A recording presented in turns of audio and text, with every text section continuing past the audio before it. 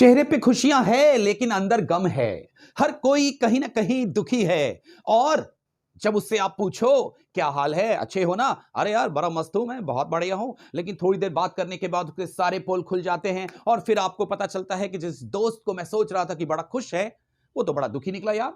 वो तो अंदर से बड़ा दुखी है, बड़ा तकलीफ में है। ऐसा क्यों है पता? मैं बताता हूं अभी। ये जो दुख है ना, ये जो दुख है, इसका सबसे बड़ा कारण क्या है पता है? अभी मैं बताता हूं, ध्यान से सुनिएगा।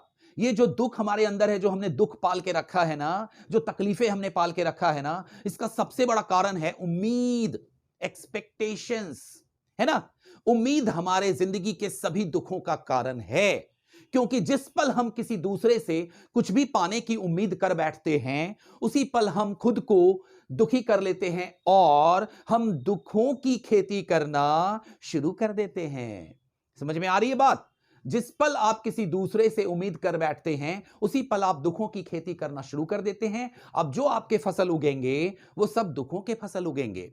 इस दुनिया में लाखों लोग इसीलिए दुखी हैं क्योंकि वो किसी ना किसी से कुछ पाने की उम्मीद करके बैठे हैं।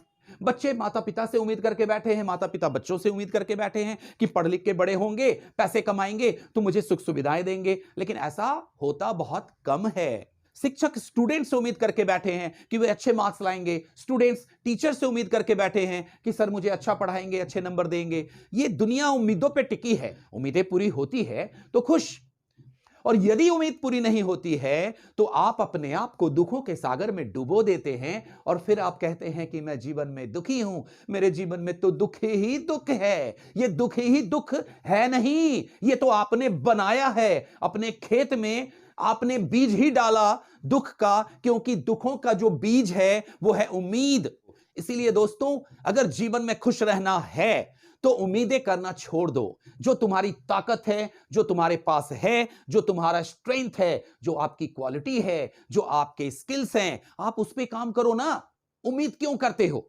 याद रखना, जो मेरे मन का हो वो अच्छा, और जो मेरे मन का ना हो वो और भी अच्छा, क्योंकि उसमें उसका मन है और उसका मन कभी बेकार नहीं और बर्बाद नहीं और खराब नहीं होता।